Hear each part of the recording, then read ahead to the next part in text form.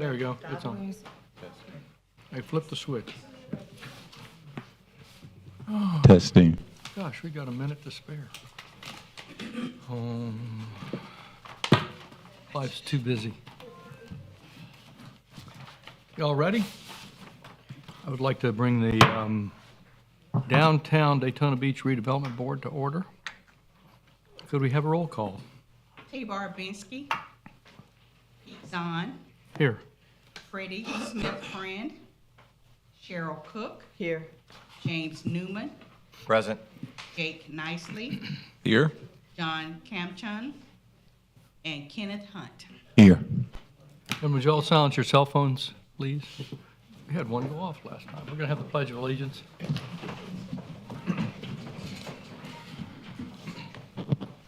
Pledge allegiance to the flag of the United States of America and to the republic for which it stands, one one nation nation, under God, indivisible, indivisible, with liberty and justice. justice for all. Oh, we got minutes. Have you all had an opportunity to review the minutes from last meeting? And if there are no revisions or corrections, do I hear a motion to approve? Motion to approve. Is there a second? Second. Moved and seconded. All in favor? Aye, aye. Aye. Aye. Opposed, like sign. Motion carries. Police report. Captain Niccolo.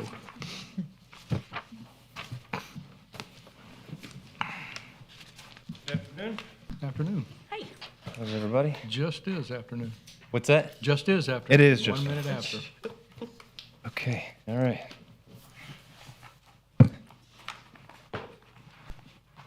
All right, so these are the stats for the district. As a reminder, they are in comparison to where we were last year at this time. So I'll go down these and we'll talk about some special events and take some questions, comments, concerns, and we'll go from there. Homicide rate down by 75%. Auto thefts down by 4%. Burglaries down by 36%.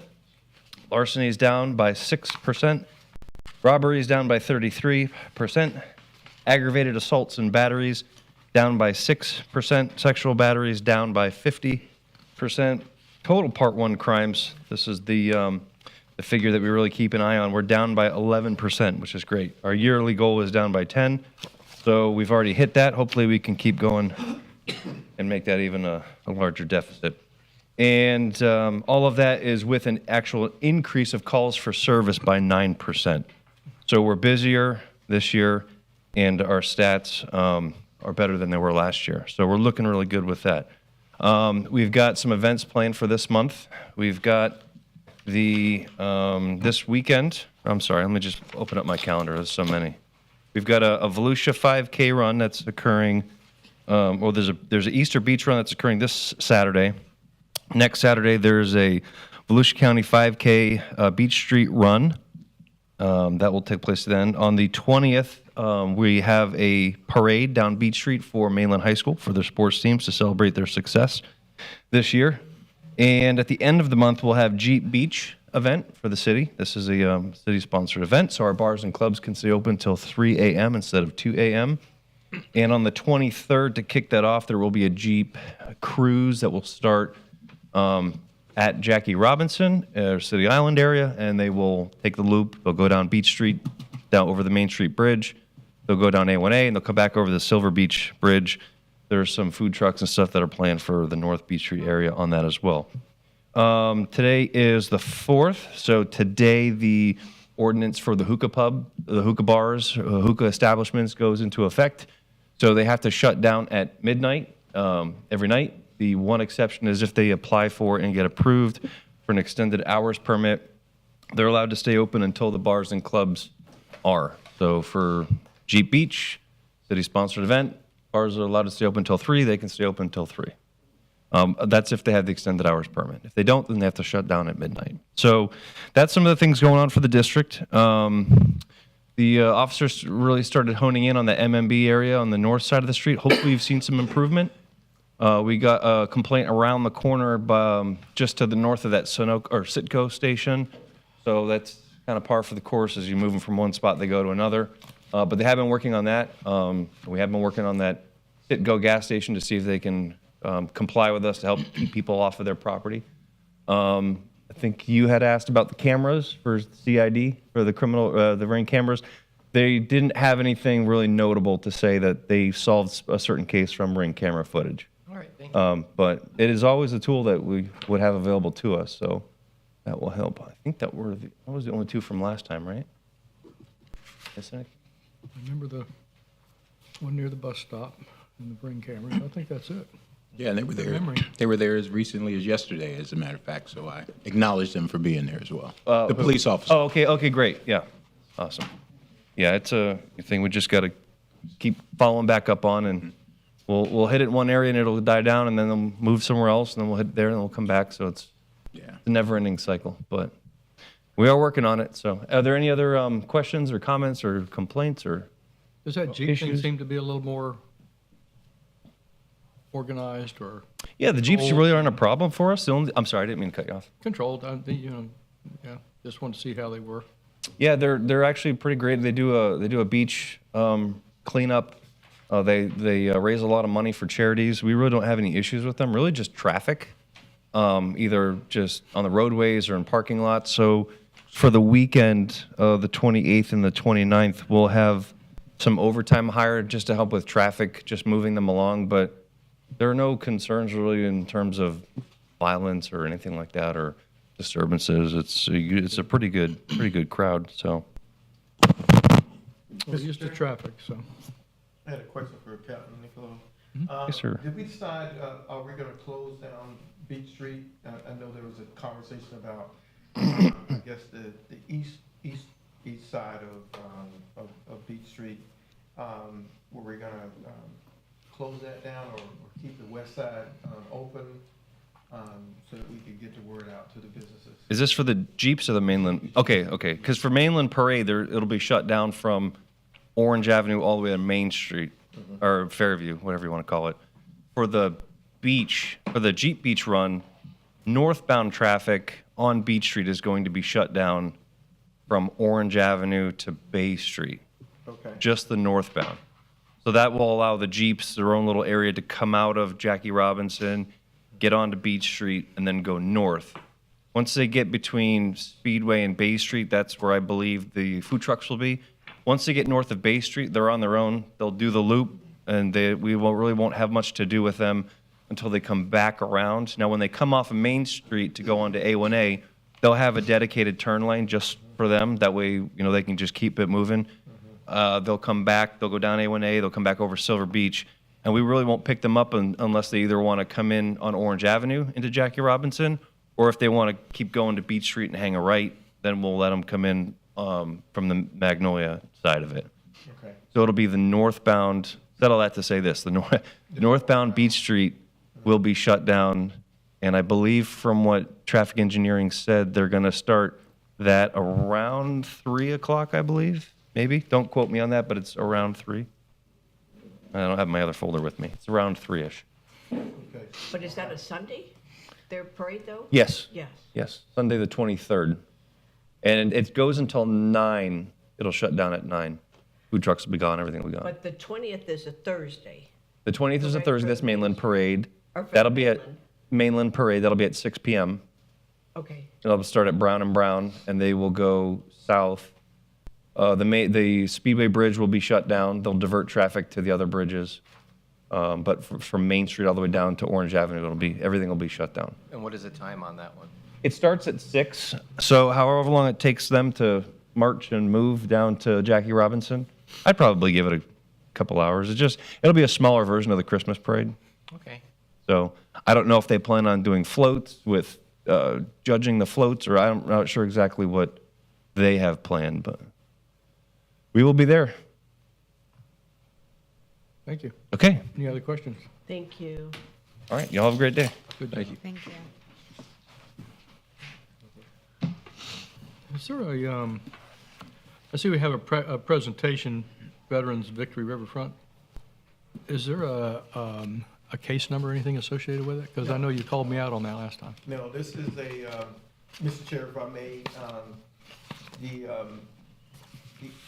the actual event, not event, but the actual project itself was presented before staff a couple of weeks ago. Planning staff and some others who would actually at some point look at some site planning, some redevelopment of the buildings. But it was a extraordinary redevelopment project for downtown. And we felt as though staff, as well as the developer, felt as though it was needed to come before you all to hear what the plans are, what they have envisioned for this portion of downtown, and that's why they're here today. So it's informational, we don't have to act on it? No, sir, informational. Thank you. Is this Kim Cool, is that right? Cooley. Cooley, Kim Cooley. Welcome. We're going to start out with a video.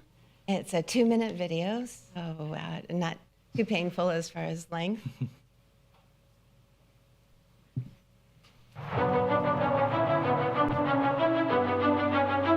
Daytona Beach, Florida, a world-famous city renowned for speed, is accelerating into the future by constructing a solar-operated live, work, play campus for entrepreneurial veterans.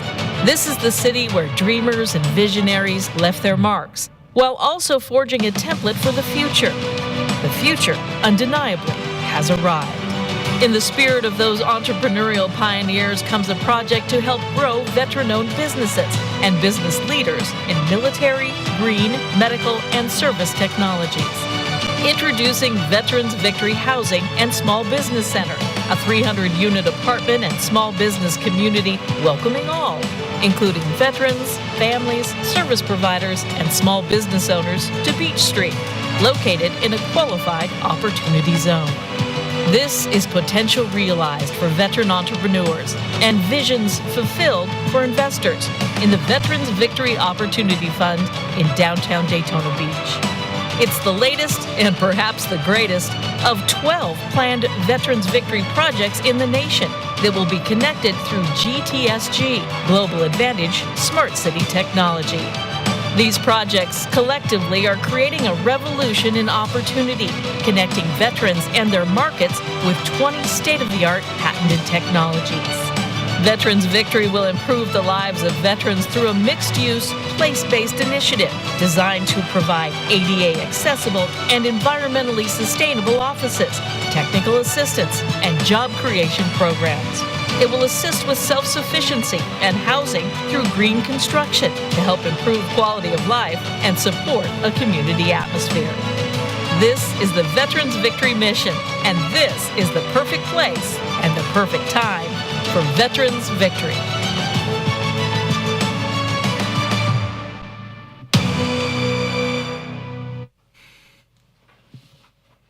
Thank you for watching the video. I really appreciate that. Like all good speakers, I have a lot of props. I brought things with me in case you ask questions. My goal here is to give you the overview of the project, which is basically a community within a community. And I do thank everyone for making me feel wanted here, and I can't believe how far we've come just since we submitted the purchase agreement in the middle of February. So I really appreciate the way you've made me feel so welcome, and I can't wait to work with you for the long term. So I'd call your attention to the Live, Work, Play brochure, and each element is very important. It comes together to create a really fun and productive workplace environment, and then there are also options for enjoyable social life. Also, I'd like to call your attention to the business card, which has the website on it. You can see the video and several podcasts and several interviews, editorial stories on the website. So we have a one-stop place in case you want to have more information. So I'll breeze through the PowerPoint, and then feel free to ask questions as we go through the PowerPoint. It gives you the overview of the Opportunity Zone Fund itself. And I do compliment you on your reputation. I was talking to a lawyer who specializes in new market tax credit investments. He is in Tampa, and he said, oh my gosh, Daytona has a great reputation for taking advantage of Opportunity Zone funds. So that's something really special. And this particular project, which will be about $175 million project, this will also bring notoriety to Daytona Beach. And we will probably have victories in the state of Florida.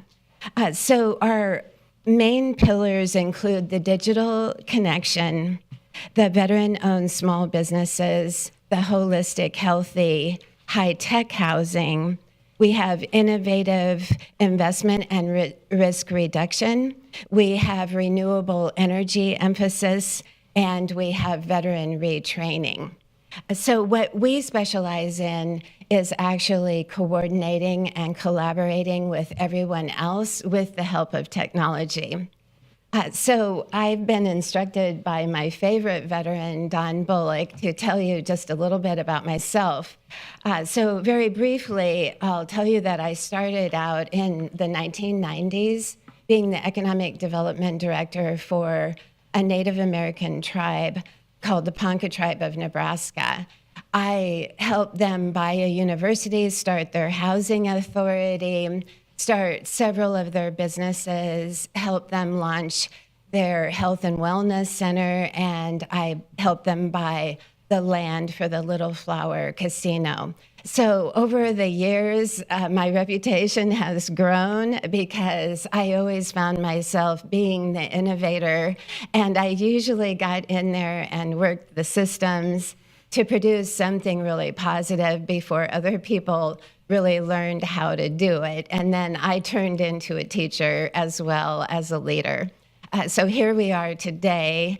I have the PhD training in applied economics and a different PhD set in public administration. You are my favorite audience because I tend to think in a macroeconomic perspective, and I usually hire the accountants and the detailed engineers and so forth.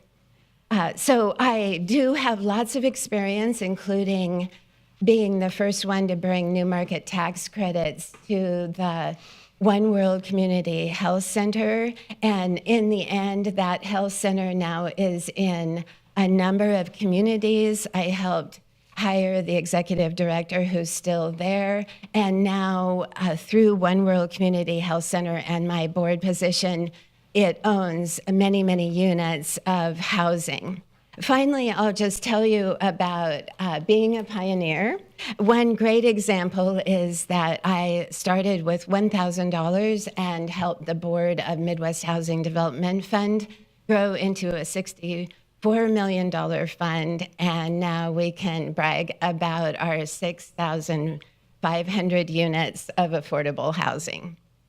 Okay, now we will launch into our PowerPoint, but please know that we have many, many layers of development that we've already done. And we're already in Colorado Springs with 15 acres, 20 acres in South Sioux City. And I have a meeting with the city of Omaha because we're going to put a Veterans Victory on the trolley car path, the new rail car path. So just so you know, we have a full program for small business assistance. We have a full program for helping investors work through the Opportunity Zone Fund. This is created for diverse people. So an individual could literally start their own fund with $100. Also, one of the benefits of my work is 15 years at U.S. Bank. And I have the Community Reinvestment Act numbers all set out for you. So if anybody says, will this project create impacts? Well, you can tell them that we have a whole page of impacts. This is in a severely distressed, low-income census tract, not even a moderate income census tract. It's in a qualified opportunity zone, a hub zone. It's in a new market tax credit zone. The poverty level is 33%.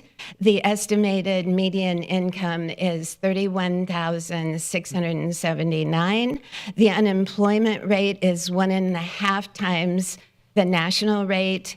And in this setting with veterans, we are able to help a number of diverse populations. So we're really, really excited. Our main focus in terms of diversity is actually to help service disabled veterans with mental and physical challenges. Okay, we will go through our PowerPoint now. And basically, we're located at 116 to 181 North Beach Street. And I need every one of you in this room to help me succeed. And we are basically a qualified opportunity zone fund that is restricted and reviewed by the Department of Treasury, the Securities Exchange Commission, state and federal and local laws. We have already invested $400,000 in developing our Opportunity Zone Fund, and we already have a veteran fix and flip business that helps veterans leave their houses and go into a veteran victory apartment and or the small business offices. So you can tell that we like to be a good community citizen because we already incorporated as a veteran renovation fund hiring veterans.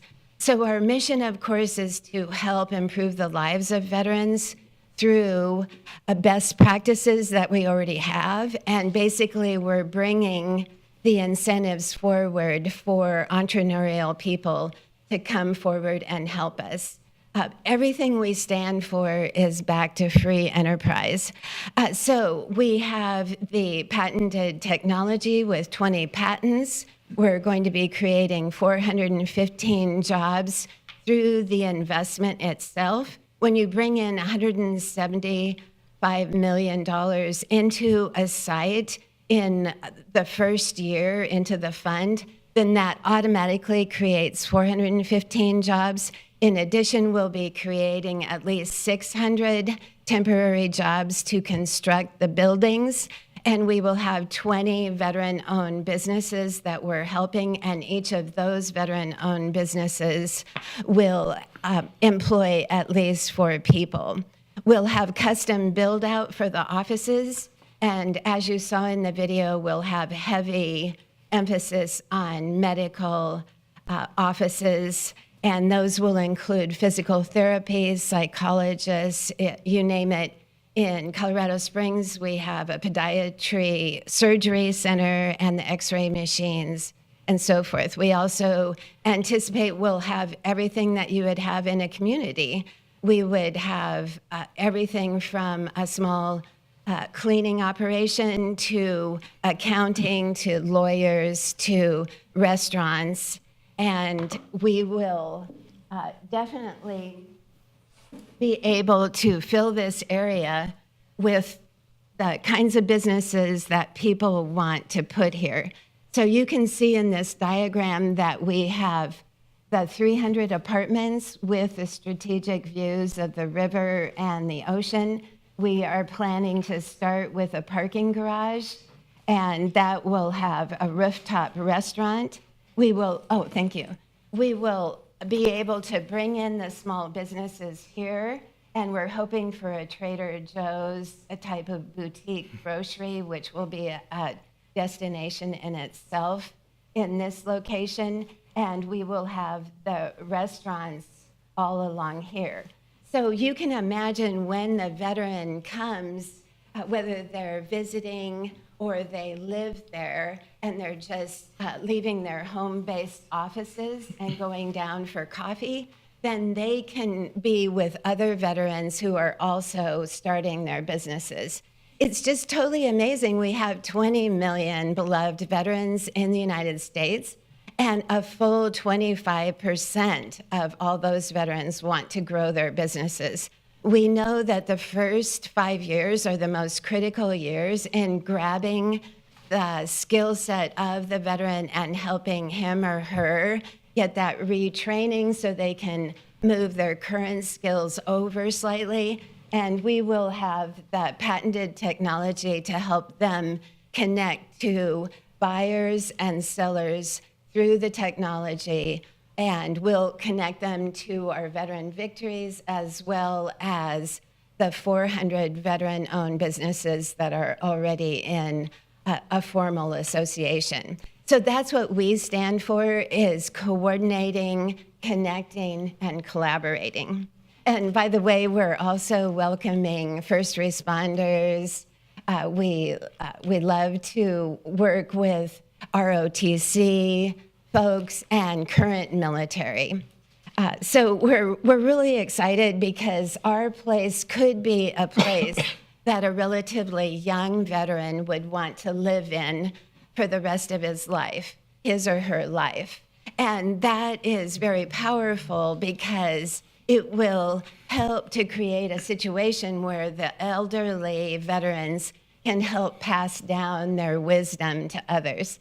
Now, I grew up on 4 different Air Force bases. My dad went through ROTC and on to be in charge of a lot of men in his area. He was actually in Savannah, Georgia, where he had hundreds and hundreds of airmen that he supervised and also their equipment. So I've heard a lot of stories, and I can tell you from personal experience that veterans like to hang around with other veterans forever. So that's why I feel that we are really onto something. But no matter what happens, we will bring you some beautiful, safe, sanitary, gorgeous buildings. Okay, we'll go forward with this. Thank you very much. Thanks, Tim. And then we are trying to just walk you through our philosophy. We're thinking about the whole veteran, and we're bringing the services to the veteran rather than asking the veteran to drive all over the region or all over the state to get the services that he or she needs. Plus, we're going to have the charging stations for the electric cars. We'll have some electric cars that the individual can bring, that can sign out. So we're actually saving the veteran a good $14,000 a year. So when we talk about affordable housing, and some people really are adamant about affordable housing, well, we're absolutely competitive in our rental rates, and we're also saving our veteran a lot of gas, a lot of transportation costs. So you can see the floor designs. One of the things that we're super excited about is that we're family oriented. So we have a lot of 3-bedroom apartments, and we're super proud of that because 20% of all households in America have a home-based business. So there's the possibility that the caregiver for the children in the household could also run the business from their home. And so there you go. There's also a way of saving on the costs. Now, this is our overview of what we stand for. Again, we have the Digital Connection Program. And this Advent Edge technology is so special that we can even bring you remote health monitoring, and we can serve remote health monitoring to the entire community. We can collect the solar rays and light the entire block or several blocks, and we can store surplus energy in our batteries. So we have 70 million already committed in equity from ThinkBox and a big company that you've probably heard of called Nuveen. So that's what I'm bringing to you is $70 million already, plus we're searching for the good investors here, and we'll be able to provide an above-market return for our investors. And we do love those investors who are also veterans, and we love to get advice. We have a 501c3. We need advice from everyone on that 501c3, and we'll have an extra fund where we can buy extra things for our beloved veterans with the 501c3. We'll also have an impact fund so a regular equity investor can invest. And of course, we have the veteran-owned small business development program, holistic healthy housing, innovative business investment. This is also one of the things I stand for, is that Community Reinvestment Act qualified, and this is how you can make a name for yourself in Daytona Beach, because the banks will have a financial incentive to come on site and provide technical assistance. If a banker came on site here and gave an hour's worth of technical assistance, he can turn that record into his bank.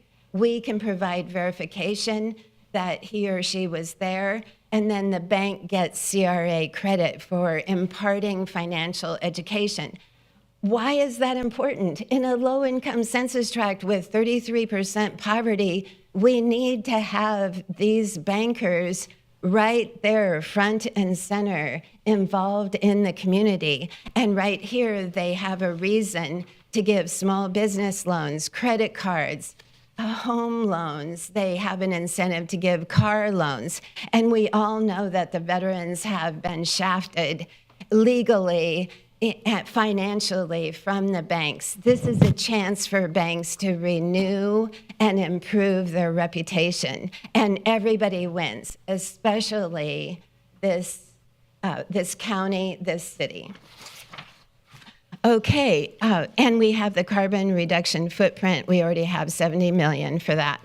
So we're going to be self-funded, renewable energy efficient. We'll have the Tesla charging stations. I already talked about the lighting. We'll have solar panels, and we might even be able to use small wind turbines that are quiet, and we'll have individual metering. The individual metering encourages the tenant in the apartment complex or the business to use their energy wisely and conserve. Also, we'll be able to withstand a hurricane. And as a special treat to the community, we are stating for sure that we will provide a community room where you can hold meetings and make sure that for free the community can reserve a room and have important community meetings at our place.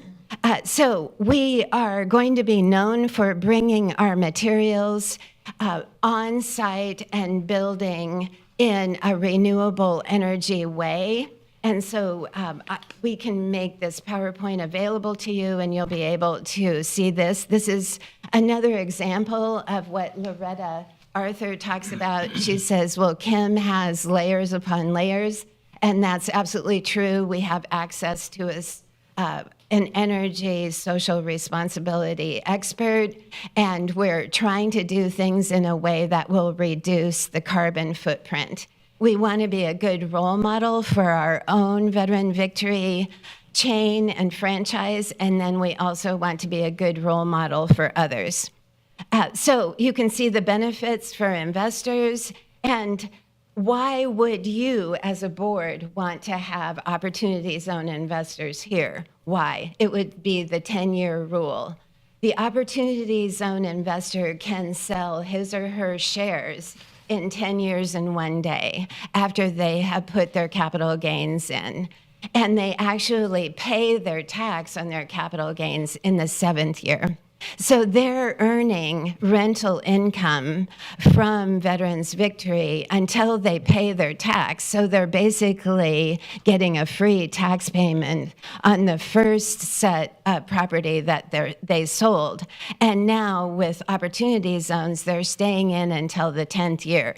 And that is good for your community, because we hate it when businesses and bankers and various folks just come in, they grab those incentives, and then they leave. How many times have we seen that?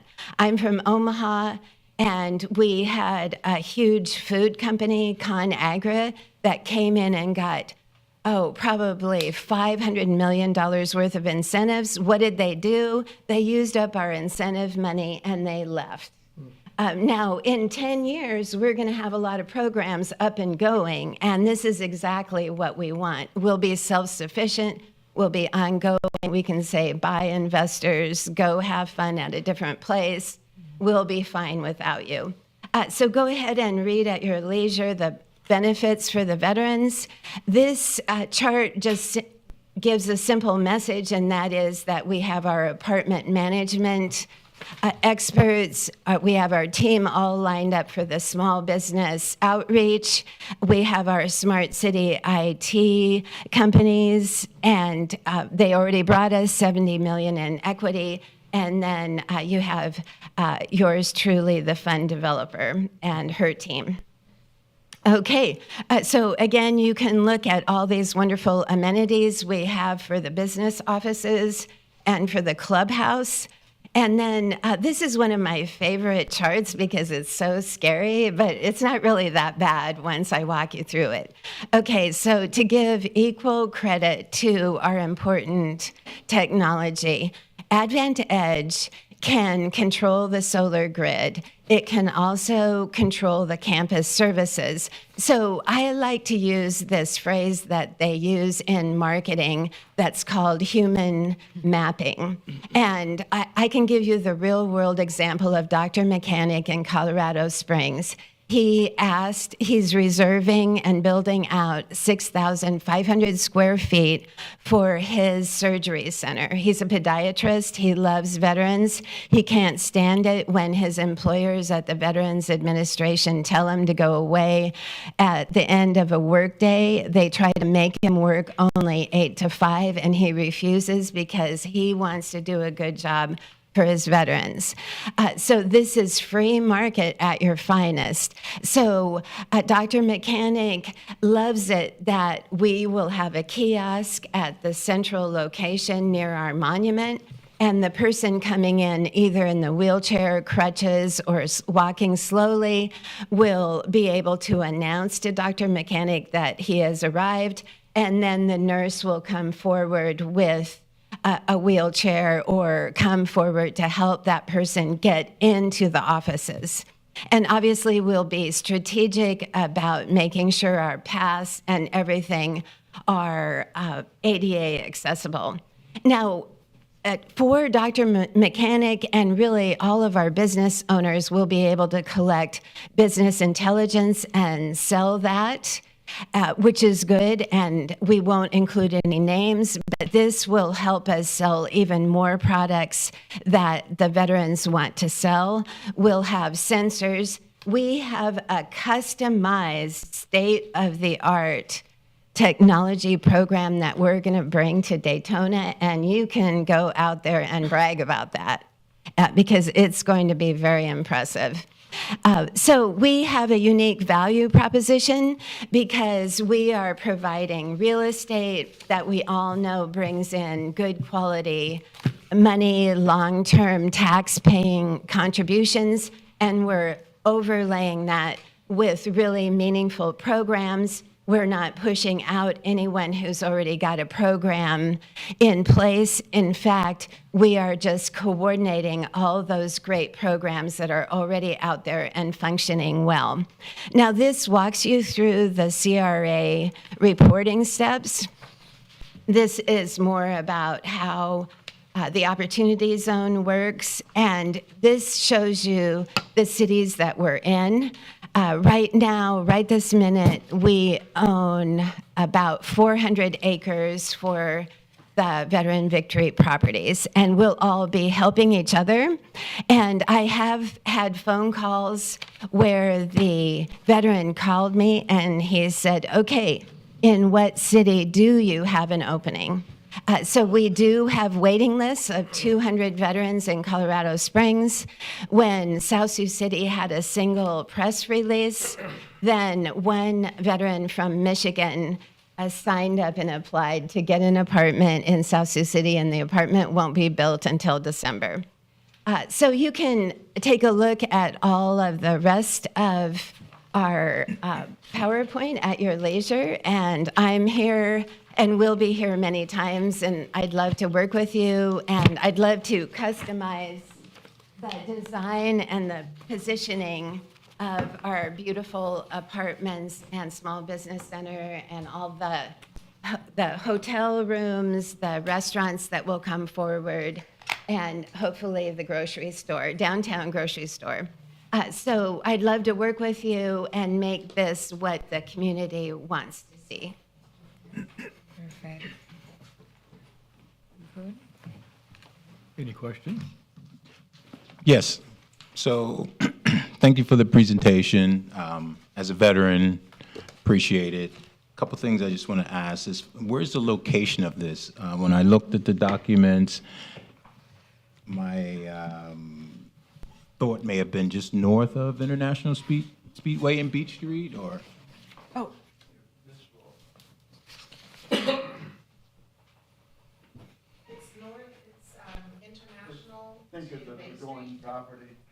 Okay, the Burgoyne, right, okay. Gotcha.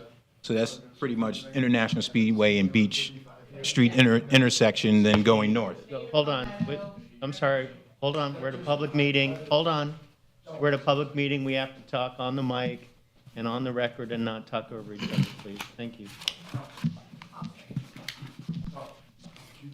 It's between West International Speedway Boulevard, Bay Street, and then Beach Street to Palmetto. It's the square block, 6 acres, just over. The old Frischkitz. and for the record, that was Loretta Arthur, and then before that, Don Bullock was talking and pointing out things on the map. Okay, great. So it's all rental, no home ownership. Oftentimes for veterans, they have the opportunity of having VA loans, et cetera. So in this particular case, it's just all rental, no home ownership. No, correct? no, that's not correct. We are offering the option for condos, and we will have, a few floors that will be dedicated to condos and specially designed to be sold as condos, and we'll have the HOA, the usual HOA. And by the way, one of the things that I'm really proud of is that I will run an apartment complex and condo association where we're getting the input from the tenants and the homeowners every quarter. That will be one of our main themes. And also, you mentioned the build-outs for the business owners. Yeah. Is that funded by the business owner, or is it funded by your development? We are going to provide $90,000 per small business to build out. Okay, great. Also, you mentioned ROTC, and I think in the documents you mentioned creating a partnership with some of the local schools. Yes. And I know Embry-Riddle has one of the largest ROTC programs. Just the Air Force ROTC program is about 450 cadets alone. And a couple weeks ago, they had a retired general come through who was a Thunderbird pilot come through, which was pretty cool. Now, you also mentioned healthcare in regards to the veterans. Would this tie in with the VA? So does a veteran just go downstairs and get their healthcare taken care of, or do they still have to go over to the VA office? Well, we are open to working with the VA. If they take us seriously and they want to have a satellite, we would just dearly love to work with them. We'd love to provide a federally qualified health center, whatever works in the view of the community. But let me address a couple of things. One is that we have the vans and the electric cars that we are going to own. And so we can drive the veterans to their health appointments if they can't qualify in some way to receive their health care, or they don't like the way the health care is delivered at the medical facilities that are on site. And then another aspect of that is that service disabled veterans, which is a huge target market for us, they have their own funding streams to help them pay for their rent or their mortgage and their health care. Okay, and a couple more real quick. Renters or the residents of the facility, do they have access to all the amenities with no additional costs or fees? Yes. Okay, great. And for business owners who have intellectual property, is that owned by them, or does your company or organization have some part of that? No, my company would not have any part of their ownership. However, we'll give them the patented technology so that they can excel as far as they can go.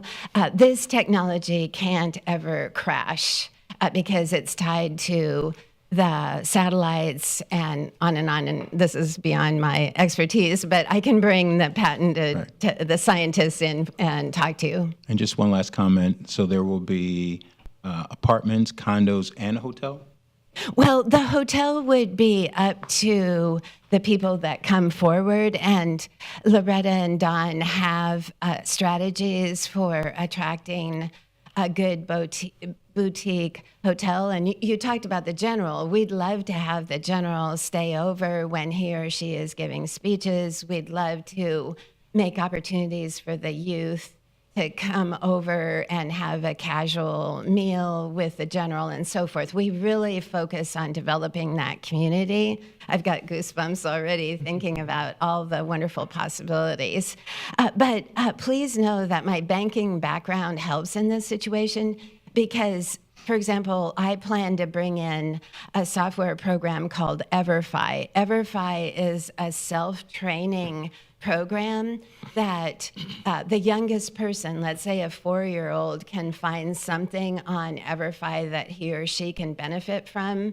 And then it goes on to homeowners, business owners, adults, even seniors trying to figure out how to manage their own budgets. So EverFi is a formal financial system, and the banks buy it, and they will install it at Veterans Victory. So we will stand for high tech and high financial integrity. That's all I have. Thank you. I've got a quick question. You mentioned 501c3 status. How does that affect the property tax for the zone? Oh, excuse me. I'm sorry, I didn't make that clear. I have 3 vessels to help people through. One is the Qualified Opportunity Zone Fund, which will trickle down to qualified opportunity zone businesses. If we land our new market tax credit equity, then Veterans Victory will actually be able to give some loans to the small businesses that reside on site. So tons of property tax coming in for you from the QASB. That's what we call it short term. Okay, the QASB and the baby QASBs will all pay property taxes, sales taxes, income taxes. And then we also have the Veteran Victory Impact Fund, regular equities, same deal, lots of property taxes being paid. Now, the last vessel is the 501c3, and that is for doing good works, running a national art contest, for example, or buying wheelchairs for veterans no matter where they live, buying a prosthetic arm from around the world. The 501c3 board is made up of veterans who will make decisions about how to allocate and spend the money. So do you have statistics on the contribution to the CRA? Oh, yes. Yes, I have the handout right here, and I have a lovely lady that can. Yeah. Thank you for asking. Well, this has been a lot of fun. I really appreciate your time today, and I do need your input. There's still more questions. Oh, sorry. I've still got one more. There are 12 opportunity zones in Volusia County, so why did you choose this one? I chose this one because it's right across the street from the Veteran Memorial, and it made me feel that I have to be here. And then also, I have been treated so well. I think the first day I looked at a property, which was actually in Holly Hill, I had a purchase agreement on a property in Holly Hill, and Loretta found that for me. And so that first day, she had me speaking in front of Holly Hill government staff. And then that all followed up. And then we heard that later that they were sad that somebody else actually got that property that we wanted. But it was a fortunate challenge because then Loretta and Don found this for us. Is there anything else we can say?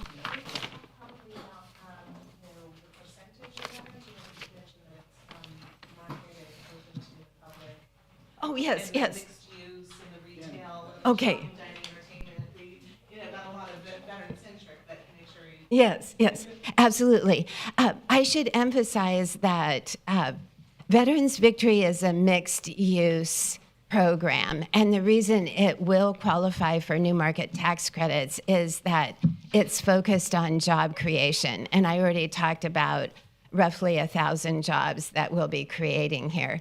This is mixed use, and we're definitely sending out warm hugs, warm invitations to all kinds of restaurants offering different types of food, different prices of food, and we want to have those restaurants and the hotel located on the outer perimeter. So this is a good time to talk about the mixed use aspect.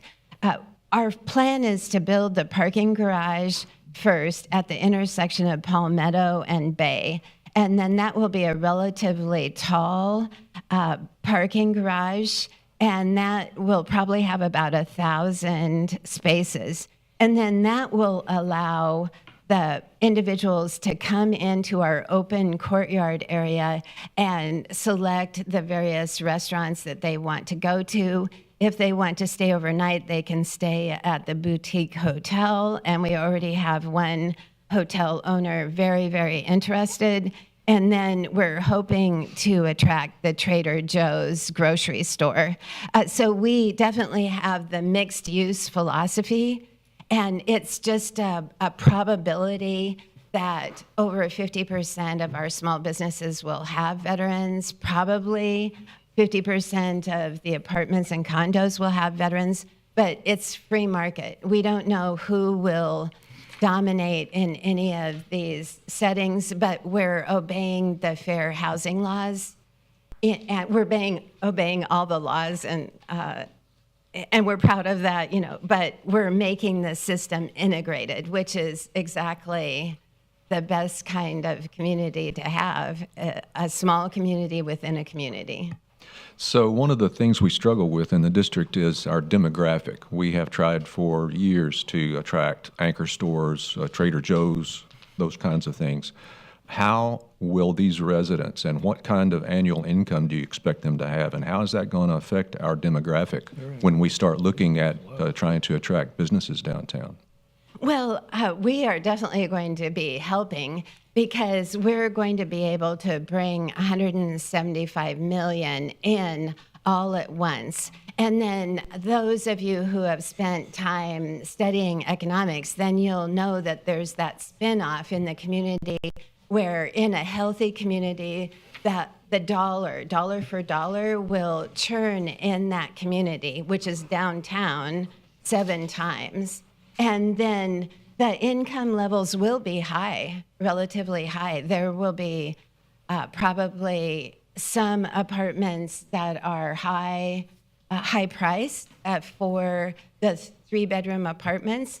And then 20% of the units will be available for people earning 80% of area median income. So we're helping because we're going to be employing entry-level workers, will be employing management, training workers, and purposely working with the workforce training programs and the hotel owner to raise up the management personnel through our own devices and our own systems. So are the residents subsidized in any way? No, this is a free market. We're not subsidizing the renters, but again, we are obeying the new market tax credit law, and then that will place 20% of the units will be affordable to people earning 80% of area median income. So when a veteran applies, they may apply from someplace in Maryland or Texas or wherever, and they decide they want to come to Daytona Beach. Are they expected to get a job when they get here? What are they going to do for a living? Oh, I don't know what they'll be doing for a living, but the individuals that I've come across so far that want to grow their businesses, they actually have a pension from their corporate jobs. They have service disabled veteran pension, and they also have a service dog. I mean, we are all about ADA accessibility and high-functioning veterans. And their income levels, if they choose to move here, that's their choice. And we're not subsidizing anything for them. This is free market. Does that So if they're include on the services that you're offering? Yes, everything is free market. So if they're on a pension, or if they have a retirement fund, or if they're retired, then obviously they're not part of the workforce. And so that doesn't help us with our demographic statistics. Well, that is, that's your opinion. And if you talk to the veterans that have left after 9/11, a massive wave of soldiers went in after 9/11. And if you talk to them, first of all, they're very healthy, most likely because they've had the good American healthcare system their whole lives, and they want to grow their own businesses. So we're not running any social service agency. We've got a free market system, and we have ways to incentivize. So the investors happen to be veterans so far. So we got one investor to invest $15 million, and he was a physical therapist in the Navy. I had one other question. I'm sorry. Go ahead, Cheryl. I know you've got questions. Which of the properties is up and running now on this list that you included Daytona Beach on, though, of this list? Oh, we have the location in South Sioux City currently has 200 people on the waiting list, and Roy Perry, my partner, just built 288 units.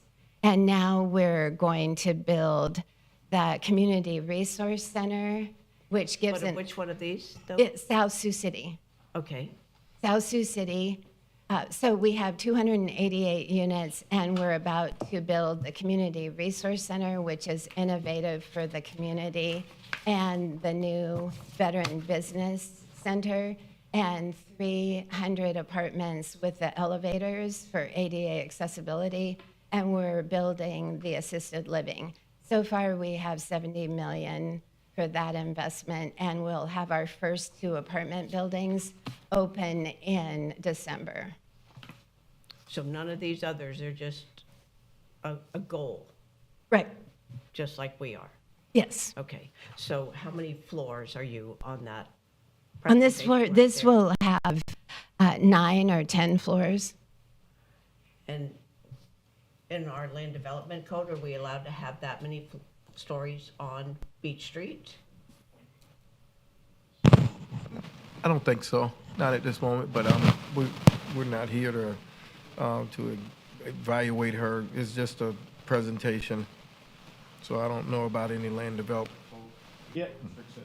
And if I can jump in, it's possible that a site plan or a request to approve a planned unit development, which would take exception to the land development code, could be presented to you at a later date. And as you know, that would be a quasi-judicial hearing.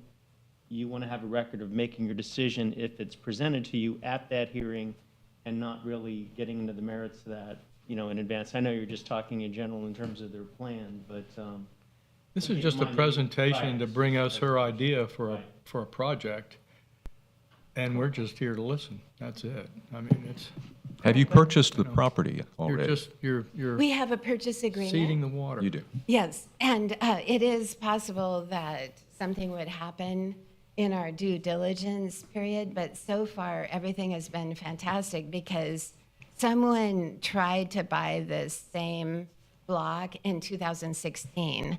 So they have a lot of studies, architectural plans that we've been able to look at and take advantage of. And we updated the title. We already have our environmental assessment. Things are going along swimmingly, but I suppose in theory, it's possible that I might not come back, but I think it looks pretty good. Okay, Yeah, I also wanted to mention, and if you wanted to ask Mr. Thomas for a refresher on this to come back at another meeting, that property is already the subject of a plan unit development agreement that was approved, I think, in the last 2 or 3 years for the Burgoyne property. And so some of the answers to the questions you have may be in that PD agreement right now. okay. Also, is it the whole block? I mean, No, every it's piece not. of property? No. No, look, Everything except, I'm sorry. Loretta Arthur again. It's everything except the frontage on West International Speedway. So everything, all of the parcels that are on front on West International, everything behind those, and back to Bay Street and Beach and Palmetto. So it includes the entire block except that frontage. That answer your Just on question? ISB? Correct. Well, that 110 North Beach is not part of it. Is that where the park, that might be one back? Yeah, Yes. there's the little plaza, and there's one back. That's correct. That's not part of it. The one that Omar and Camille are redoing, that's Yep. not part of the Burgoyne property. That's correct. And there is actually, WNDB has some property behind as well on the west side. So there is That's that. not WNDB anymore. Well, they own the driveway, so those parcels are not included. Okay, and I don't know if you're aware, we've just approved 294 apartments. yes. Beach Street is 2 lanes. That end of that street will be 2-laned. Where are we going to put another 300 units? And people on one way north and one way south? That's one question. And then I'm questioning also with, that's not my phone buzzing, somebody's is. Is yours buzzing on the thing? Yep, but I've got to turn it And- off, and I'm not going to answer it. If we are also, do we not need retail on the bottom floors in the land development You have code? commercial. Yes, go ahead. I was wondering about the retail as well. So just to give, sorry, just to give you some perspective, so the idea is to have actually a city center, and I don't know that we spoke enough about that, but the whole bottom floor is retail, restaurant, shopping, dining, entertainment. So it's about bringing tourism as well as locals and people that are living in that area, giving them a shopping, dining, entertainment district. So everything on the bottom floor is centered around that center. So Of the 9-story building that is pictured right there, that bottom floor is all retail? So everything's retail. They're going to have retail frontage on Palmetto. They're going to have retail frontage on Beach.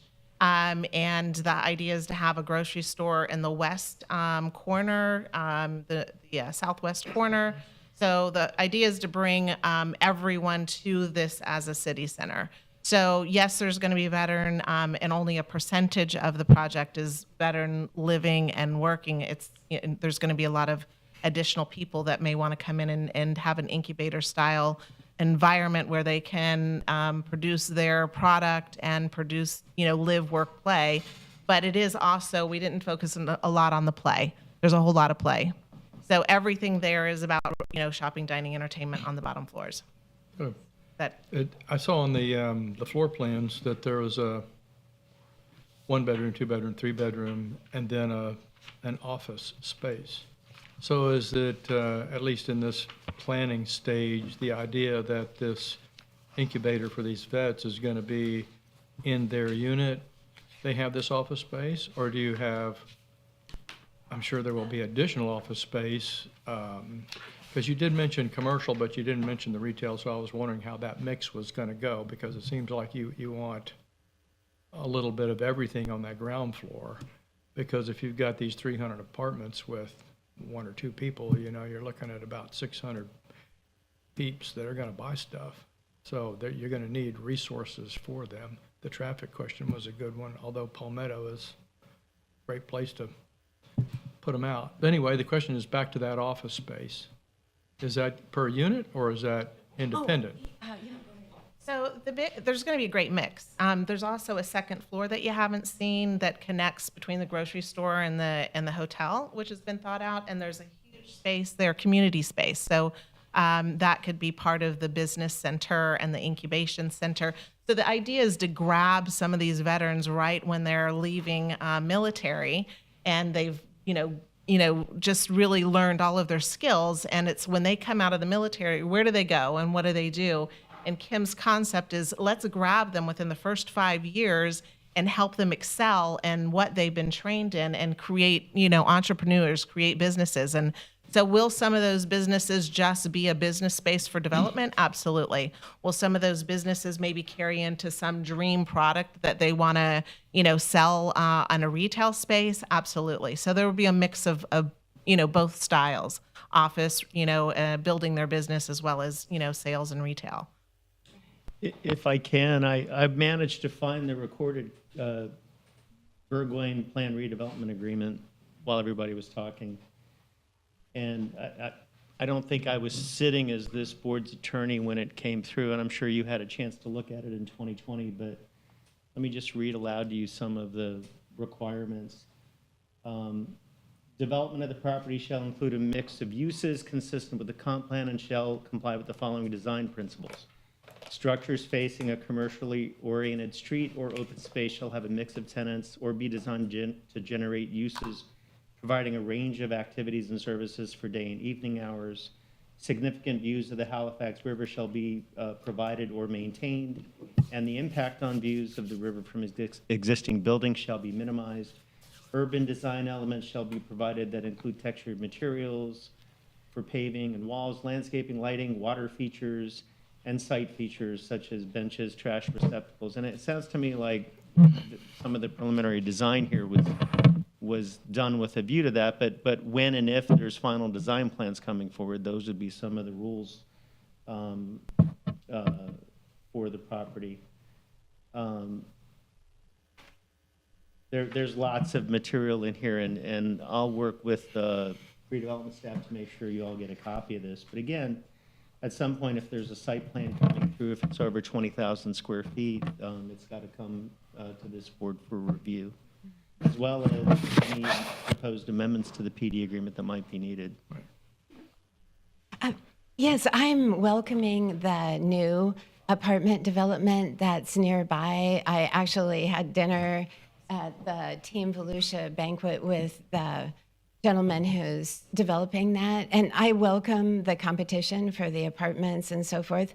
The space can be used very wisely, especially since with technology, a number of people are working at home or using a car less often, and with the younger generation, we have more and more Ubering going on.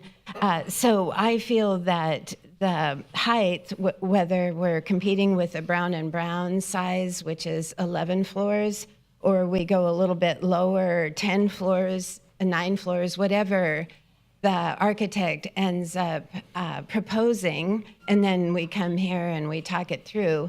I believe the parking garage that we have planned, that is many levels high, that parking garage will reduce a lot of the parking problems. It will be open to the public, and the people that are living in the apartment complex that's approximately right here, they could even use the parking garage. Are the residential units available to non-veterans? Oh, yes. Yeah, we obey the fair housing laws. Anyone that qualifies, we can't allow some people with terrible criminal records to come in, but anyone who qualifies through the regular fair housing rules can come and rent. So it's first come, first serve. I have I was wondering about the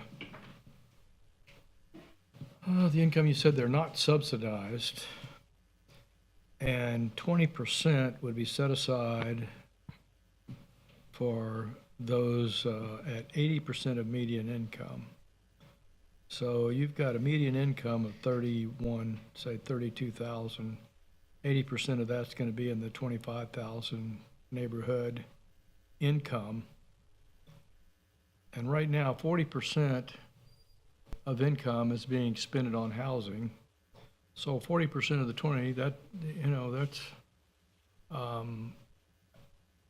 how do you make it affordable at that rate is how I'm wondering, since you say it's not subsidized, and yet Well, the rental rate has to be low enough that it's going to be available for, you said not moderate, but low income. So no, the rule work, is the math? 80% of area median income. So usually people talk about it as workforce housing. There is a huge difference between what a low income person can afford versus a moderate income person. Well, the median here that you've got in here for 2021 was 32,000.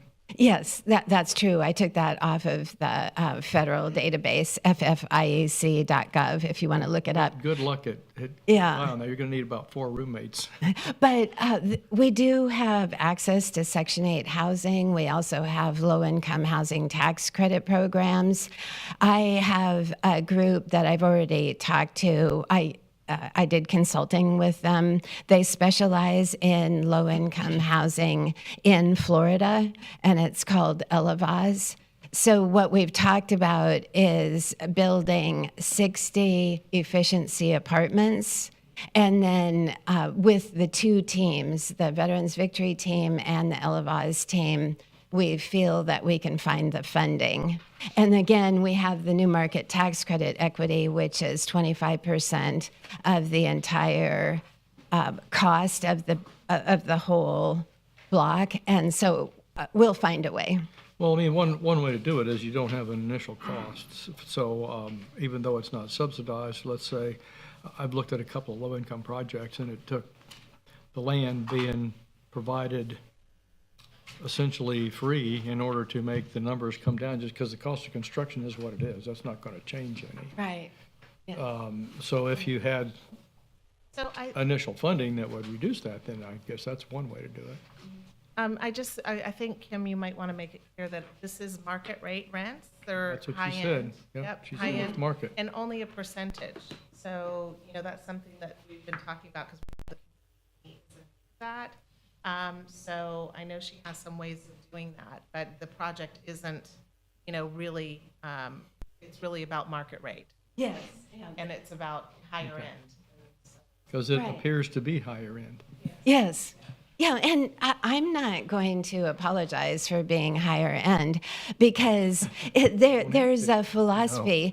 What we're doing is creating jobs, and there are some people that feel to fight poverty you have to work with the HUD-VASH population, dual diagnosis population, and so forth. And our philosophy is not that way. We are interested in entrepreneurship, and we totally believe that a veteran can change his or her life through entrepreneurship, and we can bring them all the tools to do that. And one of the things that the Opportunity Zone allows us to do is to give the loans, and anyone who invests their Opportunity Zone money in those small businesses gets a higher level of tax deductions for investing in Opportunity Zone QASBs. I just have a comment. Yeah. And you all may not agree with me on this, fine. But I think one of the charming things about our downtown is the eclectic mix of buildings and storefronts, and of course the park across the street. And I was just wondering if you could consider, when developing your architectural plans, of possibly recreating or at least invoking that eclectic mix of storefronts along the street. Yes, we've had To several. preserve our sort Good of, idea. Yes. our eclectic look. Yes, we love the 1920 buildings. They are so charming, and I totally agree. And we also like the historic part on the South Beach Street, so we want to fit in with that. We already selected some beach-colored themes and some brown and brown compliant colors. We're using the arches by the memorial. And then these two attended the charrettes, and also Jim. We had a big team of people, and we've had 3 charrettes so far. And that's the first thing we talked about, was incorporating the historic look and feel into the design. That would be marvelous. Thank you. Yeah, thank you.